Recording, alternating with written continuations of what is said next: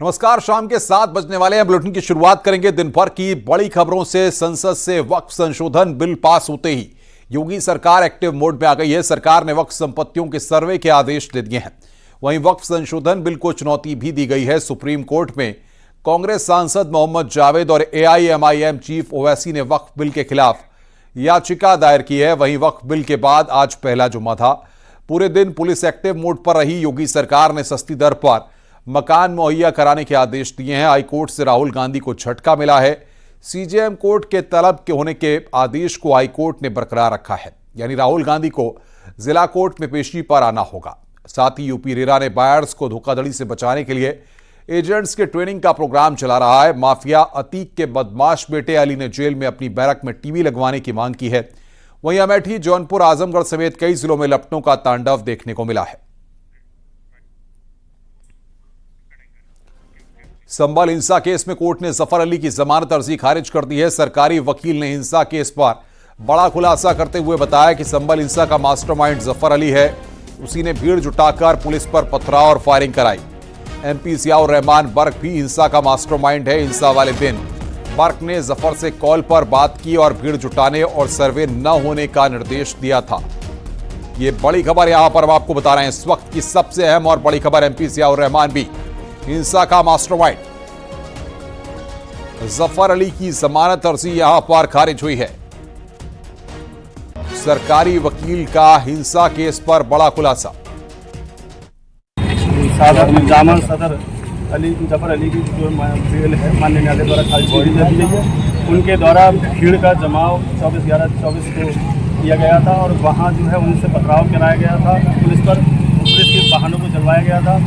Police पर firing कराई गई थी और सरकारी कार्य में बाधा डाली थी। ऐसा गंभीर आरोप जामा सदर पर था और इनके द्वारा उन पर जो इनके मोबाइल की कॉल डिटेल है वो जो खंगाली गई, जिसमें जियाउर रहमान बर्क भी इसमें मुख्य साजिश करता है और इनके द्वारा भीड़ को इकट्ठा करके ये सारा घटनाक्रम करा है।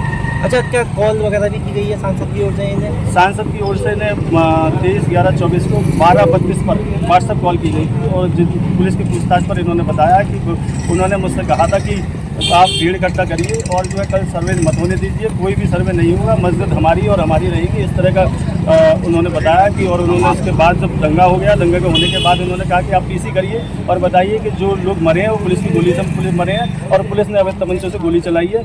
ये झूठा तथ्य उन्होंने गढ़ा। जब वो जामा मस्जिद के अंदर थे तो उन्हें कैसे पता कि बाहर गोली किसने चलाई और किसकी गोली से 4 लोग मरे हैं। पुलिस ने पूरी निष्पक्ष जाँच करके जो है उनको गिरफ्तार किया है कि पूरे सबूत इनके खिलाफ है।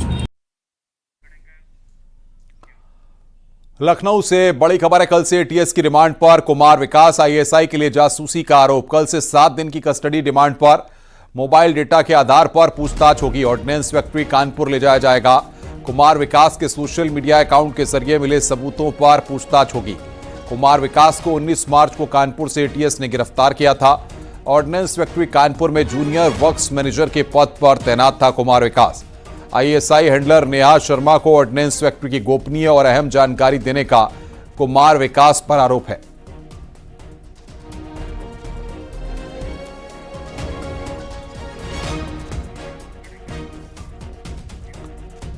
खबर हापुड़ से है। एक शख्स का बंदूक से हवाई फायरिंग करने का वीडियो वायरल हो रहा है। वीडियो में देख सकते हैं कि शख्स जंगल में बंदूक से हवाई फायरिंग कर रहा है। यह वीडियो वायरल होने के बाद पुलिस ने आरोपी की तलाश तेज कर दी है। वीडियो गढ़ मुक्तेश्वर के खादर का बताया जा रहा है।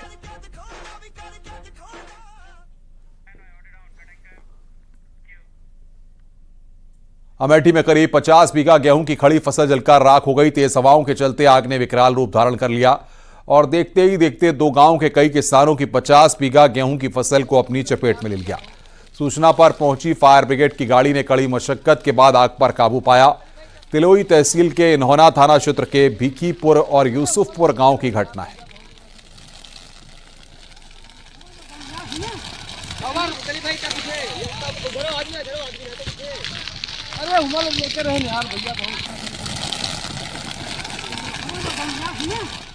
लखनऊ के इकाना स्टेडियम के पीछे झाड़ियों में आग लग गई। आईपीएल मैच से पहले इकाना स्टेडियम के पास झाड़ियों में आग लगी। सूचना के बाद मौके पर पहुंची फायर ब्रिगेड ने चंद मिनटों में ही आग पर काबू पा लिया। चित्रकूट में गेहूं की फसल में अज्ञात कारण के चलते आग लग गई, जिससे 4 बीघा की फसल जलकर राख हो गई। मामला मानिकपुर तहसील के नागर गांव का है। खेत में लगी आग ने देखते ही देखते इतना विकराल रूप धारण कर लिया कि एक किसान की 3 बीघे फसल चंद मिनटों में ही जलकर राख हो गई। आग पड़ोस के खेत में भी पहुंच गई। पड़ोसी का भी 1 बीघा गेहूं जलकर खाक हो गया। 4 बीघे गेहूं की फसल बर्बाद हो गई। कड़ी मशक्कत के बाद ग्रामीणों ने आग पर काबू पाया है।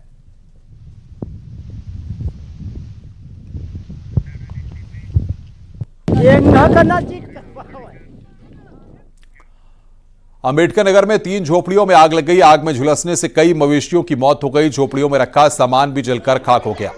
सूचना मिलने पर पहुंची फायर ब्रिगेड ने कड़ी मशक्कत के बाद आग पर काबू पाया। घटना बेवाना थाना क्षेत्र के कोढ़ा गांव की है।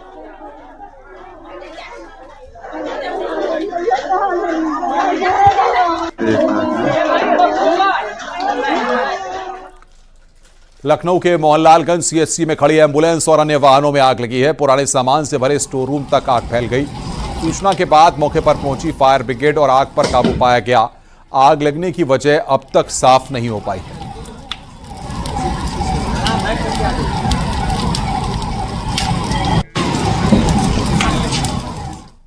रायबरेली में पुलिस ने मंदिर से प्राचीन मूर्ति चोरी का खुलासा कर दिया है। पुलिस ने 3 चोरों को गिरफ्तार किया है और उनके कब्जे से राम, सीता और लक्ष्मण की मूर्ति बरामद की है। मूर्ति काफी बेशकीमती है। मामला शिवगढ़ थाना इलाके का है। तीनों चोर बाराबंकी के रहने वाले हैं। फिलहाल पुलिस अभी एक चोर की तलाश कर रही है।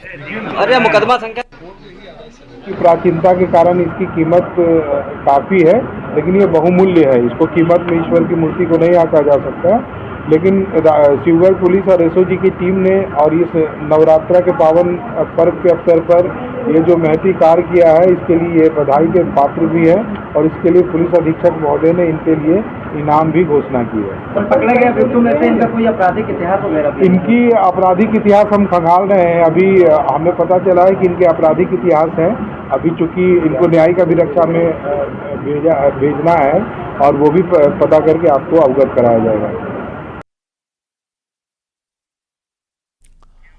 मेरठ में कस्तूरबा गांधी बालिका आवासीय स्कूल से 3 छात्राएं लापता हो गईं। कक्षा 7 की छात्रों के लापता होने की सूचना मिलते ही हड़कंप मच गया। जानकारी के मुताबिक मेरठ की 2 और सरदना क्षेत्र की 1 छात्रा लापता है। आरोप है कि स्कूल प्रशासन ने इस बात को देर शाम तक दबाए रखा। देर रात तक जब कोई सूचना नहीं मिली तो ये मामला अफसरों तक पहुंचा। इसके बाद महकमे में हड़कंप मच गया। घटना के बाद से बीएसए समेत पुलिस और जिले के प्रशासनिक अफसर मौके पर पहुंचे। स्कूल के स्टाफ ने बताया कि सीसीटीवी में लगे स्कूल में नहीं चल रहे थे। स्कूल के पीछे की एक दीवार भी टूटी हुई है। वहीं वार्डन का कहना है कि कुछ दिन पहले एक छात्रा के पास मोबाइल मिला था, जिसके बाद उसके परिजनों से बातचीत की गई और फिर उसके पिता ने डांट लगाई थी। डीएम ने जांच कमेटी बना दी है और जांच पड़ताल जारी है। देखिए, सीसीटीवी से पुलिस जो है आस पास में भी पेट्रोल पंप है और बाकी जगह शॉप्स पे सीसीटीवी है। क्योंकि रात का समय था तो सब शॉप्स बंद हो चुके थे। कप्तान साहब इसमें देख रहे हैं डिफरेंट एंगल से और मुझे लगता है कि जल्दी कुछ ना कुछ पॉजिटिव रिजल्ट आएगा। आपको कब कैसे पता चला कि बच्चियां गायब हैं? आपसे कितनी बच्चियां यहाँ पढ़ रही हैं? सर यहाँ 76 इनरोलमेंट है और कल 43 बच्चे प्रेजेंट थी। कुछ बच्चियां ईद की वजह से घर गई हुई हैं और कुछ बच्चियां 8 पास आउट हो गए। 24 बच्चियां घर चली गई 31 मार्च को।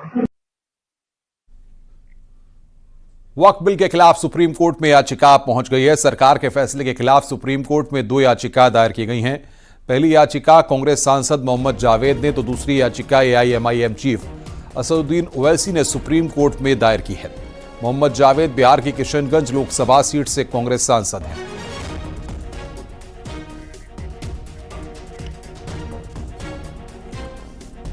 लोकसभा और राज्यसभा से वक्फ संशोधन बिल पास होने के बाद उत्तर प्रदेश योगी सरकार ने एक्शन लेना शुरू कर दिया है।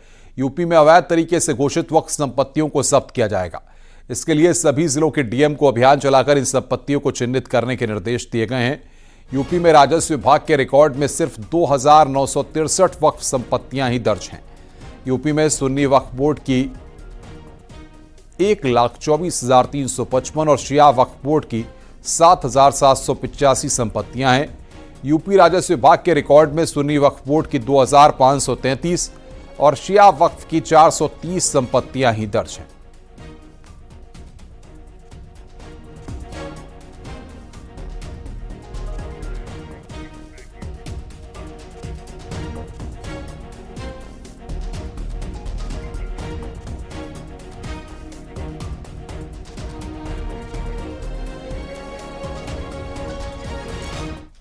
मुख्यमंत्री योगी आदित्यनाथ ने वक्फ बोर्ड को लेकर बड़ा हमला बोला है। सीएम योगी ने कहा कि वक्फ के नाम पर जगह जगह कब्जे किए गए, लेकिन यूपी में माफियागिरी नहीं चलेगी।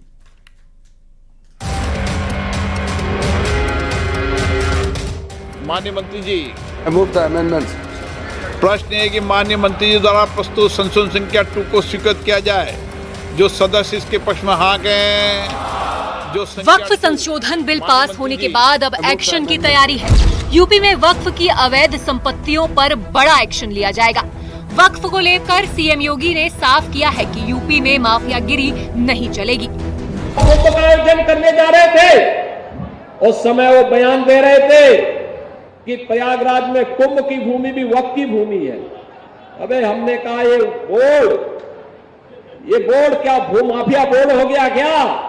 भूमाफिया प्रदेश में नहीं चल सकते। माफियाओं को तो हम पहले ही विदा करा चुके हैं प्रदेश से। अब उत्तर प्रदेश में माफियागिरी नहीं चलेगी। वक्फ संशोधन बिल पर समाजवादी पार्टी ने एक बार फिर बीजेपी पर निशाना साधा। सपा प्रवक्ता दीपक रंजन ने इस मुद्दों पर सुप्रीम कोर्ट रुख करने की बात कही। इसमें बहुत बड़ा खेल है और भारतीय जनता पार्टी की निगाहें जो है वक्फ की जमीनों पर गड़ गई। लेकिन हम समझते हैं कि हम लोग माननीय न्यायालय का दरवाजा खटखटाएंगे, मुस्लिम समुदाय के लोग माननीय न्यायालय का दरवाजा खटखटाएंगे। अधिकारियों की माने तो प्रदेश में वक्फ घोषित की गई 98% संपत्तियों में किसी का कोई आधिकारिक रिकॉर्ड नहीं है। इनमें अधिकतर जमीनें ग्राम समाज की हैं, जिनमें खलिहान, तालाब, पोखर जैसी संपत्तियां शामिल है। अधिकारियों का कहना है कि ऐसी जमीनों को वक्फ नहीं माना जा सकता है। इसकी पहचान कर जब्त किया जाएगा। न्यूज़ 18 के लिए ब्यूरो रिपोर्ट।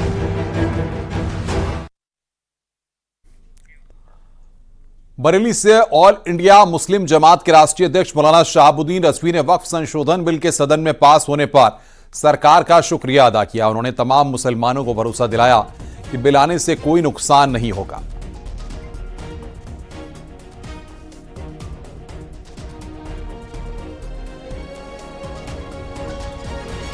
मैं हुकूमत का शुक्रिया अदा करता हूं और मैं भारत के तमाम शहरियों को मुबारकबाद पेश करता हूं।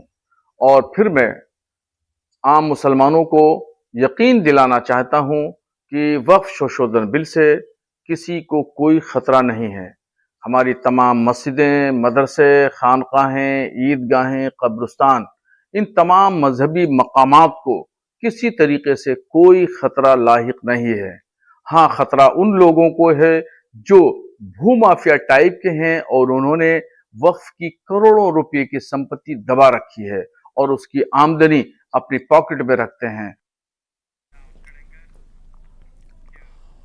वक्फ संशोधन बिल पर पूर्व सांसद ब्रिजभूषण सिंह ने कहना है कि हर विषय पर राजनीति ठीक नहीं, बिल से किसी को कोई नुकसान नहीं होने वाला। वहीं पूर्व केंद्रीय मंत्री साध्वी निरंजन ज्योति ने वक्फ बोर्ड पर कहा कि असदुद्दीन ओवैसी ने खुद अवैध जमीन पर कब्जा कर रखा है, अब उन्हें जमीन छिन जाने का डर सता रहा है। पक्ष के लोग हैं, उनको हर विषय पर राजनीति करनी है। अभी आपने देखा होगा कि मोदी जी के सरकार बनने के बाद सैकड़ों कानून ऐसे थे जो निष्प्रयोजित हो चुके थे, जिनकी कोई जरूरत नहीं थी, अंग्रेजों के समय बनाए गए थे, उनको समाप्त किया गया। इस बिल से किसी का कोई नुकसान नहीं है, इसीलिए मुस्लिम समाज के लोग भी बढ़ चढ़ करके स्वागत कर रहे हैं। और एक बात जान लेना चाहिए कि मोदी सरकार ने अगर फैसला लिया है और गृह मंत्री जी ने किसी विषय को उठाया तो पूरा होगा, उसमें कोई दो राय नहीं है। वक्फ बोर्ड के माध्यम से बहुत सारे ऐसे लोग हैं जिन्होंने जमीन को कब्जा करके रखा है। वो जमीन वक्फ बोर्ड से कहीं जाएगी नहीं, लेकिन जो अवैध तरीके से कब्जा किए हुए हैं उन्हीं में से जो गरीब तबके मुसलमान हैं उनको उसका अधिकार दिया जाएगा। वक्फ बोर्ड की जमीन मुसलमानों को छोड़ करके और कोई लेने वाला नहीं है। ओवैसी ने दीदी बिल को फाड़ा है लोकसभा में, इसको लेकर के आप किस तरह? ओवैसी को परेशानी ये हो कि खुद ही जमीन कब्जा किए हुए हैं। अब उनको लग रहा है कि ये वक्फ बोर्ड पास हो गया तो कहीं हमारी जमीन न छीन जाए। उनके मन में कुछ रह गया है पीड़ा इस बात की नहीं है कि बिल ये आया तो इसमें मुसलमानों को नुकसान हो रहा है। दर्द इस बात का है जो चंद मुट्ठी भर मुस्लिम जो थे, जो उस वक्फी ज़मीनों को गलत तरीके से दुरुपयोग कर रहे थे, उनका दुरुपयोग होना बंद हो जाएगा, पारदर्शिता बढ़ जाएगी। और एक आम मुसलमान है, चाहे वो पसमानदा मुसलमान है, ओबीसी मुसलमान है, या हमारी 3 तलाक की बहनें हैं, या अन्य हमारी मुस्लिम बहनें हैं, इन सब के लिए उस वक्फ का लाभ मिलेगा, इस बात की चिंता है उन्हें। वक्फ संशोधन बिल के सदन में पास होने के बाद पहले जुमे की नमाज को लेकर पुलिस प्रशासन ने पूरी मुस्तैदी बरती। वक्फ संशोधन बिल पास होने के बाद ये पहले जुमे की नमाज थी, जिससे लेकर पूरे उत्तर प्रदेश में अलर्ट रहा। कई जिलों में संवेदनशील इलाकों में पुलिस ने फ्लैग मार्च निकाला। जुमे की नमाज की वजह से सिक्योरिटी काफी सख्त रही। मुस्लिम बाहुल इलाकों में सुरक्षा व्यवस्था कड़ी है। ड्रोन कैमरे से भी लगातार निगरानी रखी जा रही है। खुफिया एजेंसीज को अलर्ट पर रखा गया है। संभल में खासतौर पर शाही जामा मस्जिद के आसपास जुमे की नमाज को लेकर सुरक्षा के कड़े इंतजाम किए गए थे।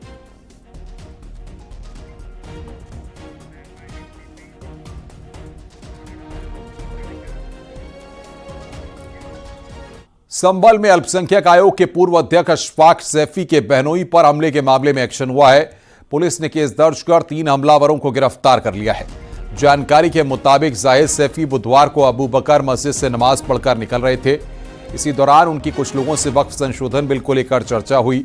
जाहिद सैफी ने बिल का समर्थन किया, जिसको लेकर रिजवान, नौशाद, शोएब समेत करीब 1 दर्जन लोगों ने उन पर हमला कर दिया। लाठी डंडे और धारदार हथियार से हमले के बाद आरोपी फरार हो गए थे। सूचना के बाद गुन्नौर पुलिस ने केस दर्ज कर 3 आरोपियों को गिरफ्तार किया है। और उन लोगों ने मेरे ऊपर जानलेवा हमला किया। किस बात में? जब वक्फ बोर्ड की संपत्ति का मामला आया, हमारा समर्थन कर रहा है साला, तो साले की वजह से हम लोगों को गालियाँ बकी, बाजार में घेर लिया। नहीं, आपसे क्या मतलब? जैसे वो वहाँ रहते हैं, आप रहते हैं, उनसे क्या मतलब उनका? इसलिए कि मैं साला हूँ, वो बहनों ही हूँ। गद्दार कह रहे हैं कि देश के गद्दार हैं ये। मेडिकल करवाने के बाद में उन तीनों लोगों को गिरफ्तार करके जेल भेजा गया है। इन लोगों के बीच में ये जाहिद सैफी है, पूर्व में चेयरमैन का चुनाव लड़े थे गुन्नौर से और चुनाव हार गए थे। इसके बाद में मस्जिद के मौलाना है, जो भी उस मस्जिद का जो मौलवी या मौलाना है, उसको अपॉइंट करने को लेके इनके बीच में विवाद था। जाहिद पक्ष के व्यक्ति द्वारा इसको अपॉइंट किया गया था, इसलिए जो अन्य जो 3 पक्ष हैं उनके लोग नाराज थे। इसी बात को लेकर इनके साथ मारपीट की गई है। विधिक कार्रवाई सुनिश्चित की जा रही है। महराजगंज से सटे भारत नेपाल की सुनौली सीमा पर सुरक्षा बलों ने पेट्रोलिंग कर सुरक्षा व्यवस्था का जायजा लिया। भारतीय संसद में वक्फ संशोधन बिल पास होने के बाद भारत नेपाल सीमा पर सुरक्षा एजेंसियां भी अलर्ट हैं। पुलिस सशस्त्र सीमा बल के जवानों ने संयुक्त रूप से नो मैंस लैंड पर फुट पेट्रोलिंग की और सघन चेकिंग की गई।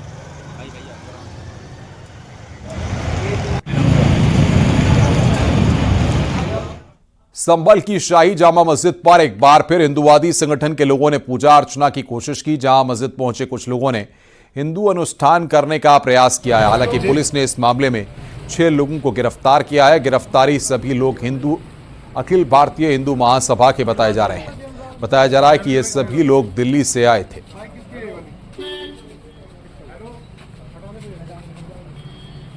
जब उनसे पूछा गया वो कहाँ जा रहे हैं, तो उनके द्वारा अपनी विवादित धर्मस्थल के पास में जाके अपना पूजा अर्चना करने की बात प्रकाश में आई। तुरंत पुलिस के द्वारा उन लोगों को हिरासत में लेते हुए, क्योंकि इनको पूर्व में भी हिदायत दी गई थी कि आप इस तरीके का कोई ऐसा कुत्सित प्रयास नहीं करेंगे, लेकिन उसके बावजूद इनके द्वारा ये दोबारा ये प्रयास किया गया है। इसको दृष्टिगत रखते हुए पुलिस के द्वारा इन सभी 6 लोगों को हिरासत में लेके इनको गिरफ्तार किया है। इनके खिलाफ अभियोग पंजीकृत किया जा रहा है और इनके खिलाफ विधिक कार्रवाई सुनिश्चित की जाएगी। कौन लोग हैं? कुछ संगठन? सीएम योगी आज सिद्धार्थनगर के दौरे पर थे। उन्होंने डुमरियागंज में हिंदू युवा वाहिनी प्रभारी और डुमरियागंज के पूर्व विधायक राघवेंद्र प्रताप सिंह के स्कूल गुरु गोरक्षनाथ का उद्घाटन किया। इसके बाद सीएम योगी ने जनसभा को संबोधित करते हुए विपक्ष पर हमला बोला। विद्यालय के बच्चों से अनुरोध है, छात्र छात्राओं से अनुरोध है, पहले की सरकारें विरासत पर नहीं, भारत की विरासत को कोसते थे। वे कहते थे राम और कृष्ण तो मिथक है। 14 के पहले की सरकारें कहती थी, प्रदेश की हो या देश की हो, वे राम और कृष्ण की परंपरा पर विश्वास नहीं करते थे। वे भारत की ज्ञान की परंपरा को कोसते थे। वे भारत को भारत बने रहने के लिए नहीं, बल्कि भारत की परंपरा को हर प्रकार से अपमानित करना ही अपना जन्मसिद्ध अधिकार समझ लिए थे। और यही कारण था भारत की आस्था उनसे लगातार हटती जा रही थी। आज अयोध्या में राम मंदिर का निर्माण भी होता है, काशी में काशी विश्वनाथ का भव्य स्वरूप भी देखने को मिलता है, प्रयागराज में महाकुंभ के दर्शन देश और दुनिया को होते हैं, मथुरा और वृंदावन सज और संवर रही है। हर मठ और मंदिर में एक नई भोर सबको दिखाई दे रही है।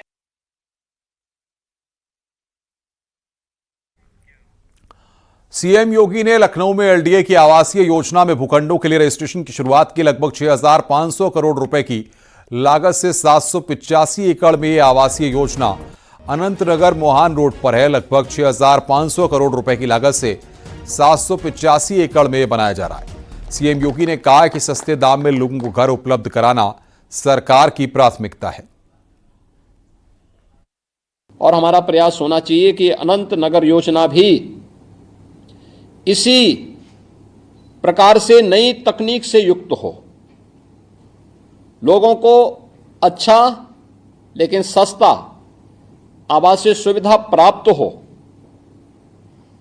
एक हरा भरा आध्यात्मिक वातावरण लोगों को वहां प्राप्त हो और एक ही स्थल पर सभी प्रकार की सुविधाएं प्राप्त हो।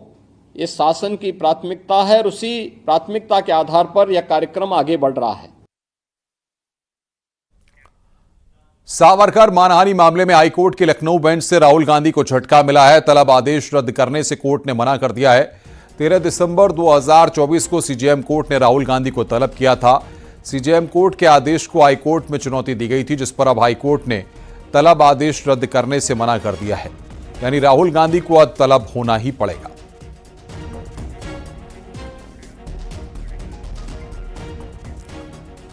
प्रधानमंत्री नरेंद्र मोदी सोनभद्र की ओबरासी विद्युत परियोजना का लोकार्पण करेंगे। लगभग 13,000 करोड़ रुपए की लागत से 1,320 मेगावाट की ओबरासी परियोजना है। 660 मेगावाट की 2 विद्युत इकाई बनाई गई हैं। वाराणसी दौरे के दौरान पीएम मोदी वर्चुअली लोकार्पण कर सकते हैं।